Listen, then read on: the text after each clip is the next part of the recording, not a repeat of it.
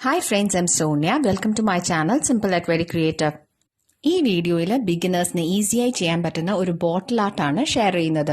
Mosaic bottle art ചെയ്യുന്നതിനായിട്ട് ഒരു glass ബോട്ടിൽ, glass paint, black acrylic paint ഇവയാണ് വേണ്ടത്. ഗ്ലാസ് പെയിന്റിന്റെ കൂടെ കിട്ടുന്ന ബ്ലാക്ക് ഔട്ട്ലൈനർ ഉപയോഗിച്ച് ഗ്ലാസ് ബോട്ടിൽ ഇഷ്ടമുള്ള ഷേപ്പ് മാർക്ക് ചെയ്യുക.